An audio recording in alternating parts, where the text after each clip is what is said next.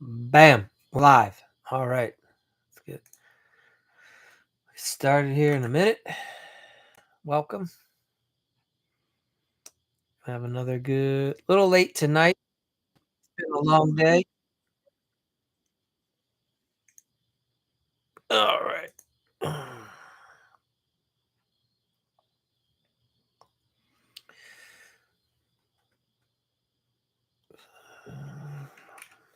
Let's put in.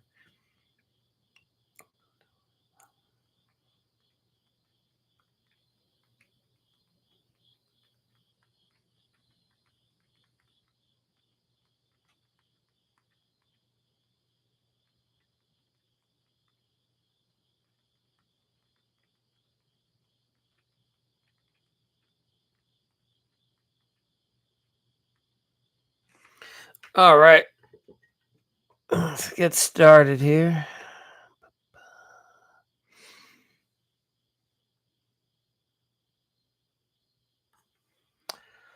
So we're going to talk about the bad hire in remodeling. And it happens to everybody. Sooner or later, someone is not going to work out for your company. And before you know it, they're going to cost you jobs and money. It's what happens, right? But as you get better at learning about people, you'll get better at not hiring bad people. All right. Yep. Yep. All right. So let's see who all. Yeah, it's a little too late, I think, tonight for this one. Give me 1 second. I'm going to put in a little more lighting.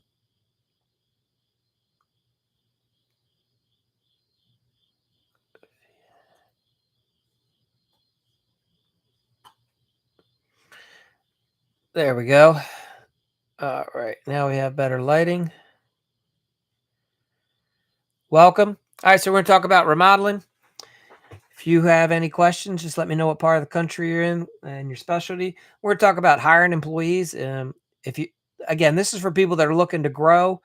If you enjoy doing all the work out in the field and you enjoy selling, doing the whole shebang, perfect. Most guys at some point start to get tired, and it's a lot to try to wear all the hats and run their business, meet with the homeowner, make the sales, order all the materials, do payroll, and be on the job site running. So typically most guys, you need a couple guys working for you. Typically you start with guys in the field, then you bring in some guys in the office, and that's how we get that remodeling machine running.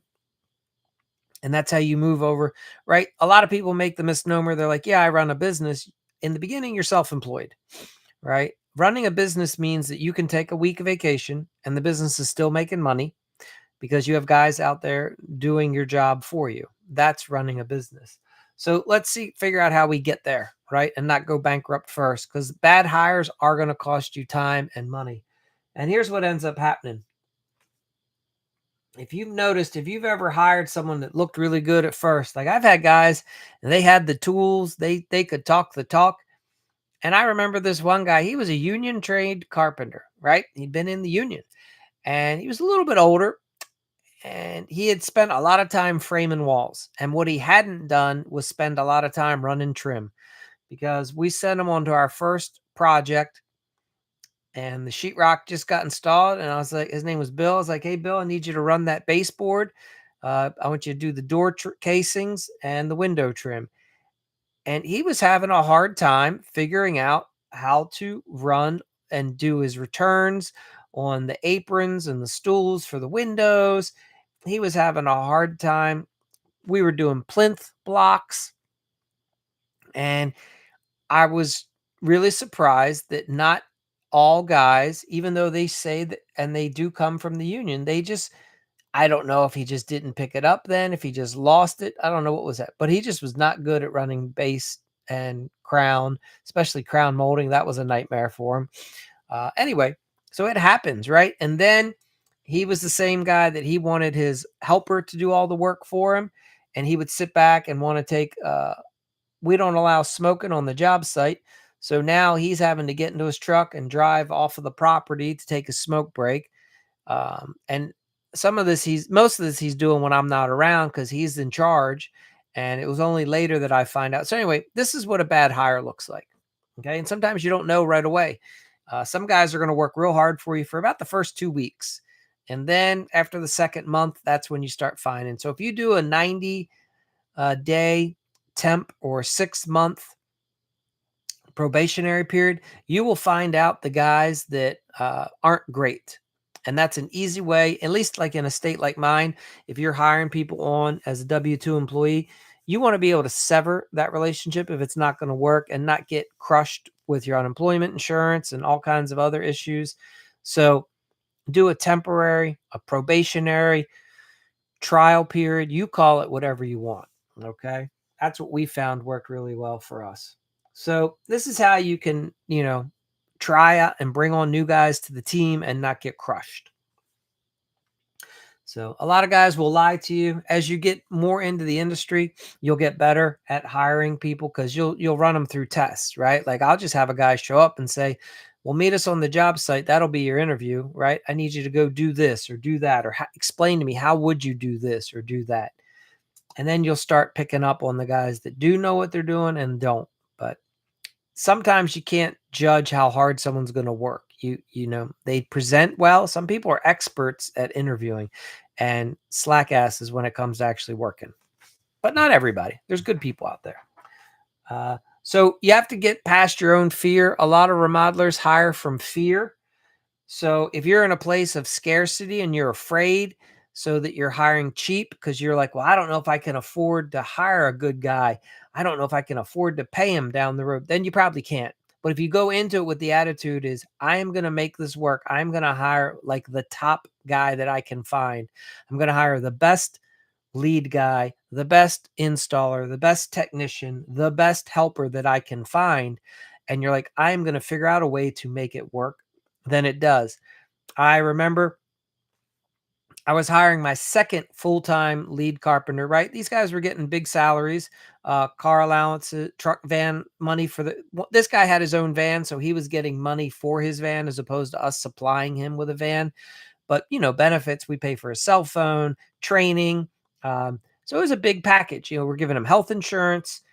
And I remember sitting there looking at our jobs and going, man, it's going to be tight. I really want this guy though. He's really good. Like he was a top-notch carpenter.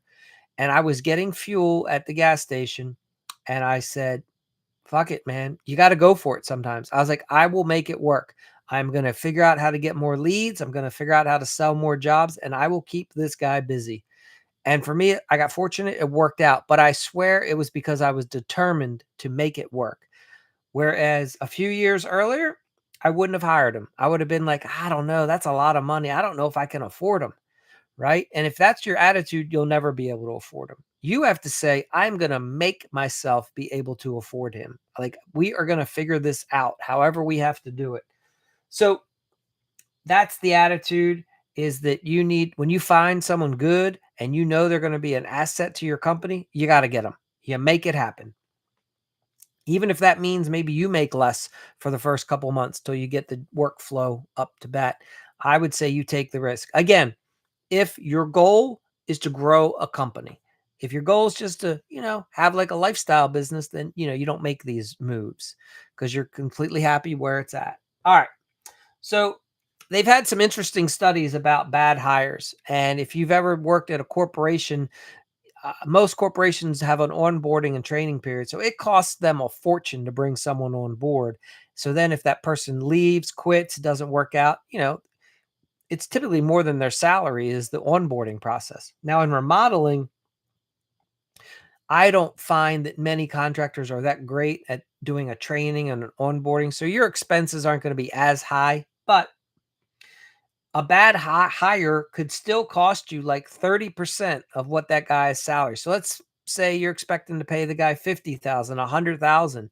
If it's a bad hire, I mean, you're talking significant amount of money that it's going to cost your company to one, get rid of the person because of the mistakes and the lost wages. So think about this. If you hire a bad person and you're like not dealing with it or not firing them, there's a lost expense that you have. And what I mean is, you're not able to capitalize. Had you had a good guy in place of this bad guy, you would be generating more revenue, more profit. But since you don't, you are actually losing money, and you're losing it faster than you can make it. So Harvard does a business review that they have reviewed how, your bad hires are going to crush your reputation. The next thing you know, um, you're going to be i- not getting the referrals that you were used to, because you could have one guy.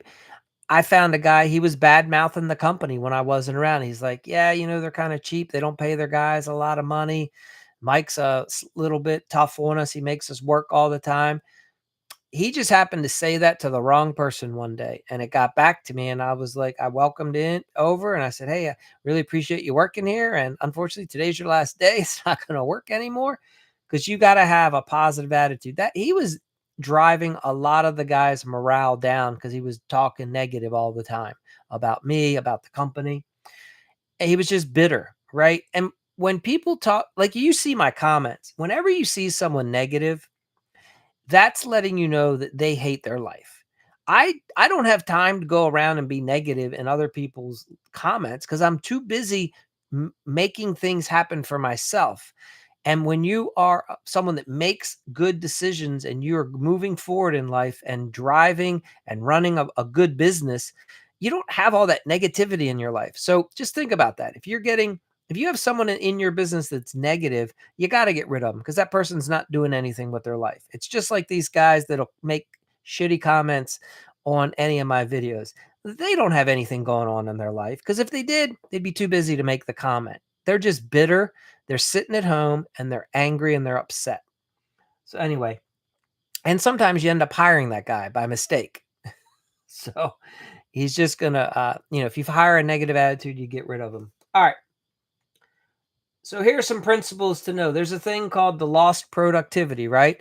So a bad guy is going to slow down your crew, and that's not fair to the good guys, right? If you've ever played a sports team, the team can only move as fast as the worst player typically. And the same with a production crew, your business. Your lead guy can only move as fast as his helper does. So if his helper's crap, he's going to be slowing you down. So now that guy is costing you time and money, and you can't make that back up. And those costs just keep multiplying. So if you have a terrible employee, or a guy that's just not pulling his weight, cut him loose. Just get rid of him as soon as possible, and go make a space for the awesome employee who you're going to bring on to replace him. If you have a really bad employee that makes a lot of mistakes or talks trash about you on the job, the homeowner is never going to blame them. They're going to blame you. So they're going to hold his negativity or hers against you as the business owner. Let that sink in. The homeowner's not going to sit there and go, Mike just hired a bad guy. They're going to say, damn, like, this company's got problems. Mike must be a shitty boss. You see what I mean? That's the reality of the situation. So if you have a negative Nancy, as we call them, you get rid of them right away. You don't have time.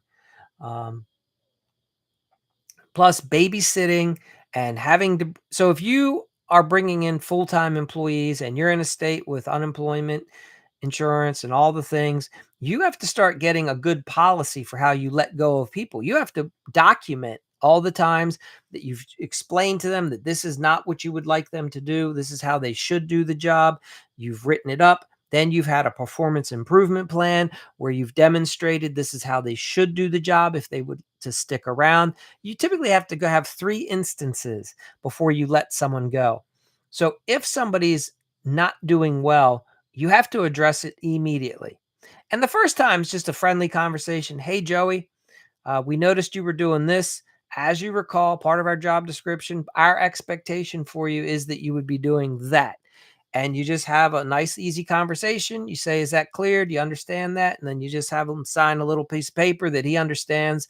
Moving forward, he's supposed to do this. Hopefully, it's no big deal.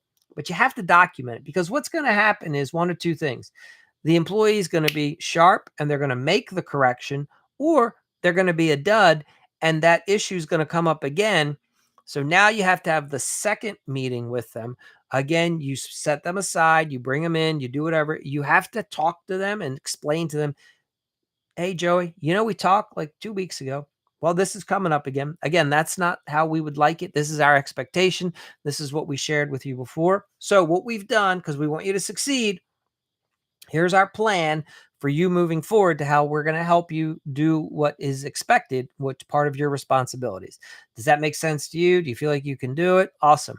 Tell us, what was it about the previous thing? Why were you doing it the way you were doing it? Get an understanding from them. Maybe they were confused. Maybe they've had a bad couple of days, whatever.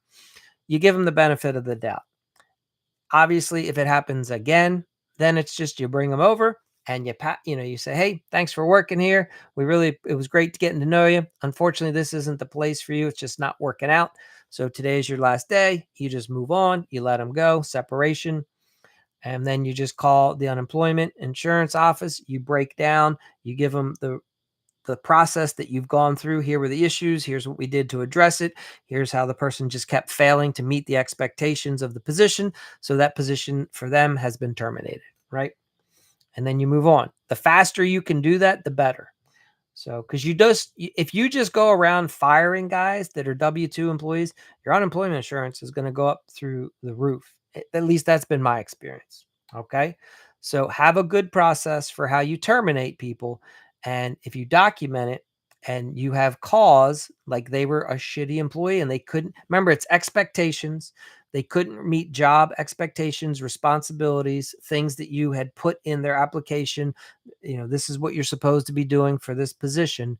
When they fail to meet those, then you can let them go. Things like showing up on time, producing a certain amount of work, okay, having a certain type of an attitude, interacting with the rest of the team, whatever it is, you just put that in there. All right. So again, smart companies use a probationary period. Again, have found 90 days is probably the shortest for people that you're paying a lot of money. Like if it's a high-end production manager or a top lead carpenter, you might want to go 180 days. Basic laborers, you should probably do 90 days. Because again, anyone can show up and work hard for 2 weeks. But after 2 weeks, then the patterns start emerging, right? If they have a drug and alcohol problem that you didn't know about, it'll surface. If they have a tardiness problem where they just can't seem to wake up and be on the job site on time, that's going to start to show up. If they're forgetful, if they're making a lot of mistakes, they can't seem to follow directions, they'll be good for the first 2 weeks. But after that, then all the wheels are going to fall off the cart, as they say. So also understand that when you're interviewing someone, this will help you if you're not experienced and you're not sure how to do good interviewing. You want to do what's called behavioral interviewing. And that's where you ask certain questions of the person. Say, hey, if this were to happen on a job site, tell me what would you be your response? What do you think about that? What would you do? Like tell them, say, hey, if the homeowner comes up to you and wants some side work, what are your thoughts? How would you handle that process? Hey, if you had the if one of our equipment suppliers ends up over delivering and gives us too much materials, how do you think we should handle that? And if they say, I think we keep it, then it starts letting you know their integrity, right? Like if they say, hey, we would just let the material company know, hey, you over delivered on 2x4s this time. The material company might tell you to keep them, but you're upfront and let them know, hey, you guys delivered us too much. Now, the chances of this happening are rare, but what I'm getting at is you're trying to find and ascertain the person's character. And believe it or not, the scenarios where you ask these silly questions that you think there's no way he's going to answer it that way, you're going to be shocked at how many people answer it in a way that you're like, holy crap, I was about to hire this guy. So anyway, that's one way. I'm not saying it's foolproof, but you're doing the best that you can is what I'm saying. Also look for a good culture fit. If you already have a solid crew and you're going to want to add a new guy to the mix and he wasn't referred in by any of the other guys, it's good to get a read from the other employees in your company. Hey, do you think this person's going to fit our culture here? Are they going to vibe okay with us? All right. That can be important. Now, if you run completely separate crews all the time and this guy's really never going to interact with that guy, that's a different scenario. But if you're expecting sometimes your crews to blend and work together, Make sure that everybody fits the culture and has similar mindsets. Things like political beliefs, believe it or not, are going to be huge as the company grows. So try to find people that are on a similar path and believe similar things to you. So understand that in my experience, bad hires come from panic hiring, meaning you were afraid and you hurried up and just hired the first person that came across because you were scared you couldn't find someone else, or you're not paying enough and you finally found someone who would accept your cheap wage. So you jumped on them and got them, right? Or you just really didn't take the time because you're so busy and overwhelmed that you just didn't have a process. You didn't give the guy an application to fill out and see how well he can do paperwork. Could he follow instructions and return back to you a proper application? When you asked him to meet you at the job site at 10 a.m. that day, was he 15 minutes early? Was he 15 minutes late? Did he show up and look presentable and relaxed and paying attention, or was he like all hopped up on stuff and not paying attention? You know what I mean? You need to have a process. You should try to have at least 3 interactions with a person before you physically hire them, in my opinion. So you can see them on 3 different occasions to make sure that however they presented the one day, it's congruent and they consistently show up as that person. You have a lot of people with a lot of alcohol, drug addictions, and you got to be careful of that. You know, if especially if you operate equipment or you're working in homeowners' houses. Okay, it's not like we just most of us. It's not like we just have a little warehouse out back where if the guy fucks something up, he's not going to hurt anybody or damage anything other than our stuff, right? That's where that liability starts coming into play. The last thing you want is that guy to be up on scaffolding, like 20 feet in the air, trying to set a beam, and he's all whacked out of his mind. The next thing you know, he drops the beam, he falls off the scaffolding. You're looking at a huge problem, all because the guy came to work and he was on something. All right. So what else can we do? How do you stop gambling? You just have to take time. What's up? Hey there, Justin. Happy, good to see you, brother. Glad you made it in. So, yeah, let me know what's happening over there. All right. Another thing to think about is just look at it this way. When you're looking at hiring a new guy, you always have to say to your future pace it. Say to yourself, what's it going to look like to me to have this guy in 3 months, in 6 months? Is this guy the representative of the company that I want? Is he the guy that I want leading my crews down the road? Right? Is he the guy that I want talking to the homeowners for me? Because in my opinion, your goal should be to replace yourself, and every person that you're hiring at some point, you're hoping that they transition and can move along in the company to where they're taking on more responsibility over time. Now, sometimes you hire a guy and the best they're ever going to be is a laborer or the lead carpenter, and that's okay. But oftentimes you want to find somebody in the company that is going to be able to take the torch or the baton as you hand it to them. Thank you, Justin. And, move with you and grow with you. All right. And be a good representative. Like, is he the kind of person that you want wearing your company logo, being out in public when he's off work and talking to his friends and, representing for you, the company? Those are all things to think about. So I ask question to give you an example of some questions that I'll ask somebody is, hey, brother, tell me about a time that you made a mistake, like on the job. How did you handle it? What was the outcome? Um, I'm looking to see if they own the responsibility or if they blame others. If their first response is to blame, it was this person's fault, it was that person's fault, then understand that the minute you hire them and they make a mistake on your job, it's going to be your fault or your other employee's fault. So that, like, they're just showing you their behavior.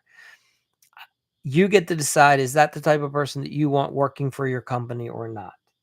But that's a good a question along that line is very good when you're first starting out. And then I ask them questions like, "Hey man, you're on a job site and there's some tension, something's not working out and people are getting frustrated. In the past, what did you do? How do you handle that? How do you resolve it? How do you work through a situation when you get pissed off?" You know? And again, you're looking to see if they're like, "Well, I just fight the guy," or I slash his tires. I don't You're gonna be shocked what people are gonna say to you. That's why you ask open-ended questions and let them see. Yeah, so if they start out great, how many interactions, Justin, did you have with them to determine? Like, everyone, if you were I think you jumped in a few minutes late. Everyone has about a 2-week period in them where they can be awesome. That's what I've found over time. Everybody, drug, alcohol, any addiction that the person has, they can do 2 weeks and they come across looking squeaky clean. Outside of that, you start pushing a month, then you're gonna start seeing the signs that the person's got issues. So, because person just can't hide from it and they can't lie to you. Everyone can put on a good face, right? Like I can be around a situation that I can't stand, someone I hate, and I can be indifferent, sure, for a day or two here and there, but I couldn't do that for a month. At a certain point, you're gonna know that like I don't want to be here and around that. And that's what employees. So I would, if somebody's been with me for several months and they were good, then you have to say to yourself, what's probably happening in their personal life? Uh, are they going through a lot of times it's a relational issue? Like if it's a guy and his girlfriend broke up with him or him and his wife are getting ready to have a divorce, that's definitely going to affect guys a lot. And they'll probably never even tell you that that's what's going on. You're going to have to sit them down and have a conversation. I don't know. Did somebody in their family recently pass away? What, yeah. You just want to What I would say to you is if you're frustrated because their quality or something about them has changed and it's not the expectation that you had, how many time is it money talks? Most of the time, I find it's not money. Most of the time, I mean, it could be if they. So look, some people have problems with money. They could overextend themselves. They could have some sort of a gambling addiction. I don't know.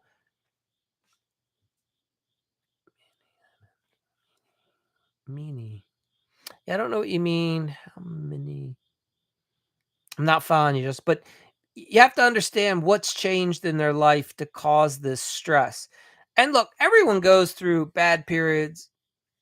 Like, how many times do you talk to them? I give everyone 3 chances. So I have anytime something comes up that's not ideal, like if they're performing not to your standard, not to your expectation, not to the way they used to, or the way that you would like them to. Just one day, just stop by the job site or whatever, talk to while it's a working hour, say, "Hey, can I talk with you for a minute?" Pull them away from the homeowner, have them come out to the street or I don't know, go around the corner, have them hop in your truck for a minute and run them down, get them a soda, a Gatorade, whatever, and just talk to them while you're in the vehicle and just first say, "Hey, I really appreciate you've been working really hard for me. It's been awesome. The last several months have been amazing. Um, really enjoyed having you here." And ask them, say, "Hey, is everything all right?" And see where they go with it. And if they don't really give you much, just say, "So the reason I brought you out is I've noticed the last like 2 or 3 days or this last week, this or that's happened. What's going on?" And just see what they say. You know what I mean? So the first conversation, you only can do what you can do. Hopefully they're honest with you and give you some feedback. They might not be. So, but if and then the second conversation, that's the one where you do the performance improvement plan. You give them specific direction on how to move going forward. And then the third time it happens, that's the termination meeting. That's when you wait till the end of the day, you wait till they're off site, try to have them meet you at a neutral place, a shopping center, or whatever, a fast food restaurant. And then that's, your office if you have whatever. And that's when you let them go. You terminate them. So, but yeah, 3 chances.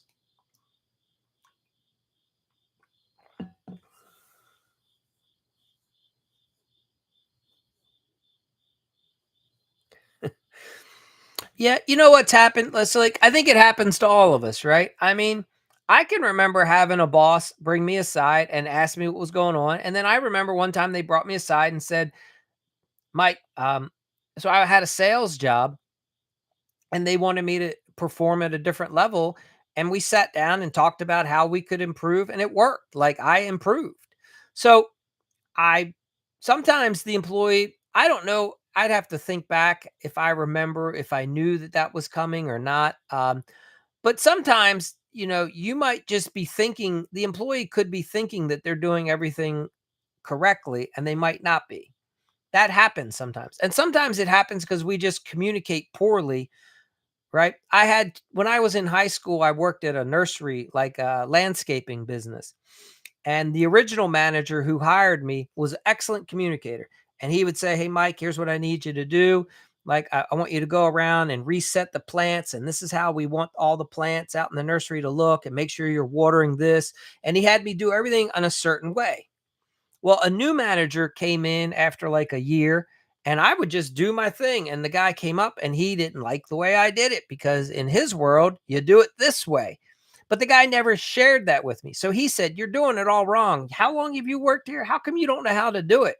And I remember looking at him and going, "Well, this is the instructions." Like I pulled out a piece of paper. I said, "Well, when I got hired, these are how I was told to do it."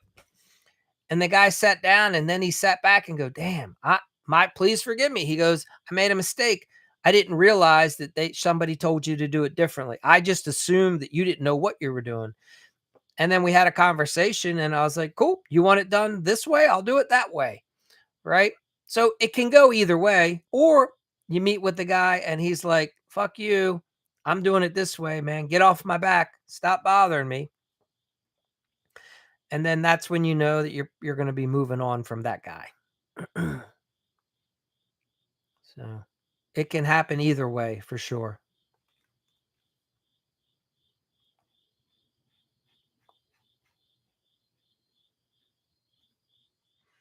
Yeah. So what else is happening? Yeah. Communicate. Yeah, exactly.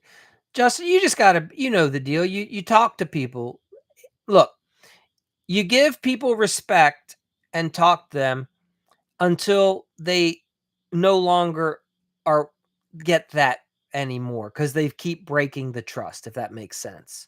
Um, like I'll treat you with respect, you treat me with respect. If you're immediately going to come back and not be respectful, then I have to figure out a different way to deal with you, right? So if you're an employee of mine and I'm giving you an opportunity, I'm expecting you to make the most of that opportunity, and I'm going to give you the benefit of the doubt that you weren't sure, or you're having a bad day, or somebody in your family just passed away, or your girlfriend just broke up with you, whatever. Things happen. You just got some bad news, your dad or maybe your parents, somebody's diagnosed with cancer, and it affects everyone, gets affected different ways. That your dog died, I don't know. Something could happen, and everybody processes that differently.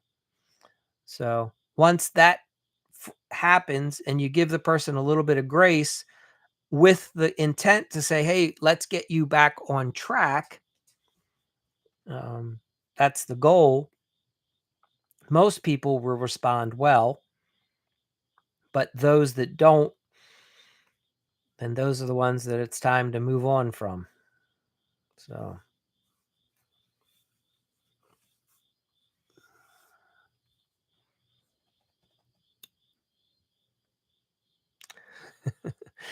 thank you, Justin. I appreciate you contributing in the chat for sure. Yeah, no, I appreciate it. But like I said, for us, we do. So when I first hired employees, Justin, I didn't do all this, and it was a nightmare. Some guys would work great for me for 6 months and then they would burn out. And sometimes it's because that's about as long as they could keep a job. I mean, that's just the reality. Some people work for a little while, get a little cash going, put a little money in the bank, and then they need a break. They just can't handle that daily grind, let's call it. I don't know the situation. You have to look at the history of the person you hired. What was their job application looking like if you had them fill one out? What did their previous boss, what was their experience with the last couple places they worked? If somebody only shows like 6 months to 1 year job history and they change jobs a lot, well, that's giving you an indication that they're not going to stick with you long either. But if somebody's worked for somewhere for 3 years and you're having a problem with them in a couple months, then I would talk with them because that'd be a concern. Like, why is this happening? But, little things like having an employee handbook can help you, giving the guys proper expectations up front, letting them know what the policies are, how you expect things to be, you know, things like that. And as you start putting those together for your company, it'll get easier with these guys, with anybody that you hire. When they fill out the job application, if I have a guy that can't fill out the job application properly and send it back to the office, that pretty much lets me know that that's not somebody that I want to hire for the company. Does that make sense? So I personally did not use temp services. And I think probably part of it was because I felt like I will find the people on my own and I don't want the temp. But I will say this, there are like amazing people. I know people that have gone to temp services and gotten amazing full-time jobs, right? They've been awesome people. So just because I didn't do it doesn't mean you shouldn't. It could work awesome for you. But transparency, I never went that route. In my opinion, if I wasn't certain that I needed a full-time person, I would just find a subcontractor. That's how I was. I just didn't like dealing with all the third parties. I liked more dealing directly. Yeah. But by all means, if you have if the skills that you need for a job and one of these temp services can provide that employee, I would take them up on it because you probably can. They've already done a lot of the hard work. They're supposed to have already vetted the person. So I think it's a smart option. Okay. I just didn't do it. Plus, I think there's a little bit more. I think the quality nowadays is a little bit better than it was like 20, the last 10, 20 years, in my opinion. I could be mistaken. Plus, you're in a big metropolitan area, so you probably have a good talent pool to pick from, would be my initial thought.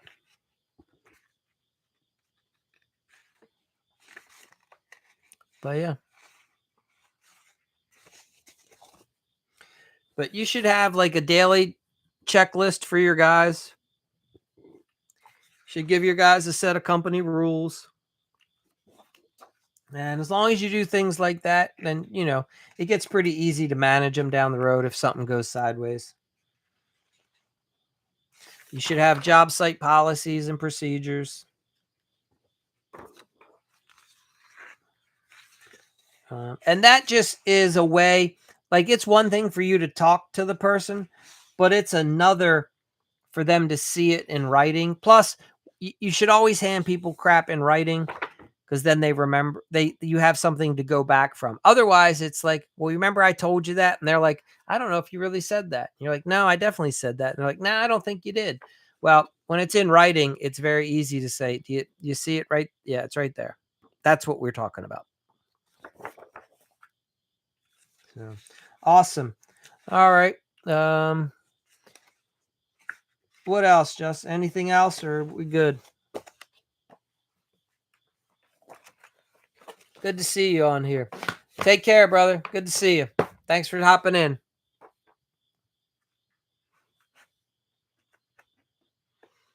All right.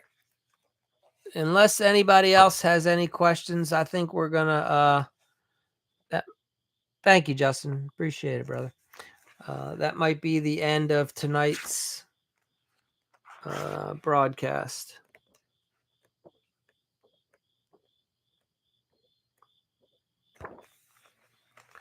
All right.